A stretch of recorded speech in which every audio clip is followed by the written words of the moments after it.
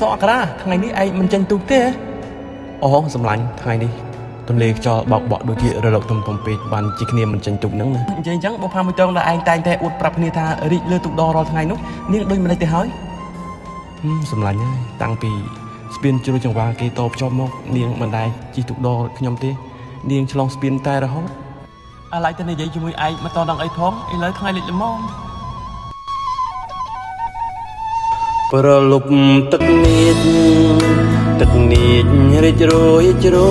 យជ្រាំងថ្ងៃលិចខែបាននឹងទូកដបងការរីកលើទូកកំពុងចំឡងព្រឹកល្ងាចនួនល្អ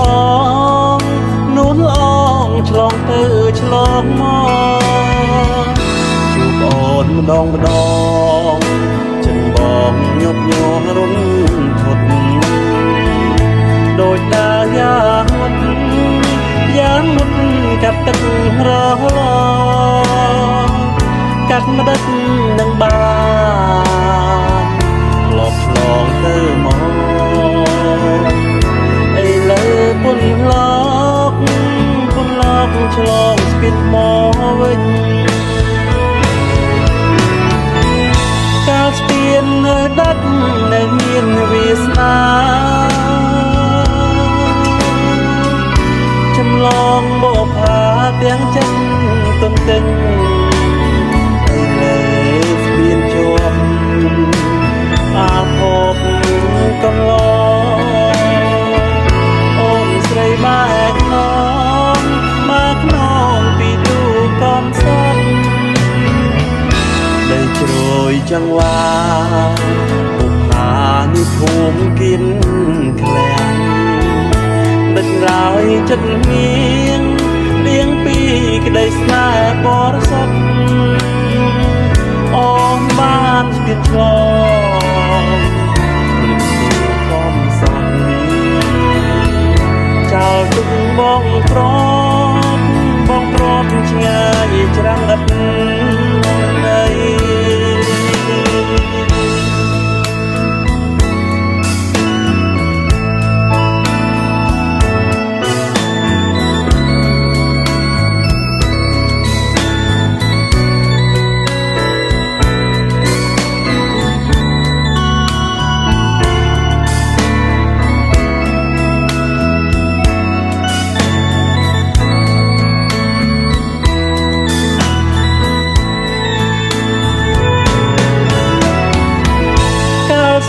នៅដាច់នៅមានវាសនា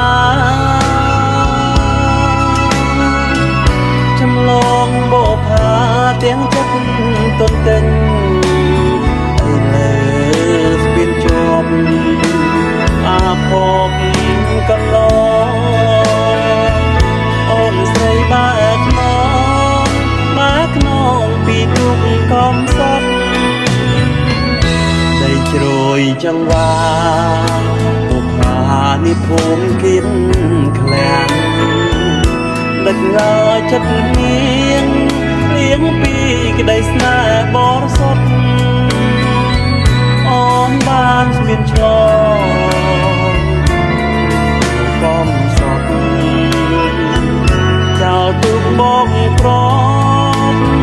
រត់ឆ្ងាយច្រាំងឥត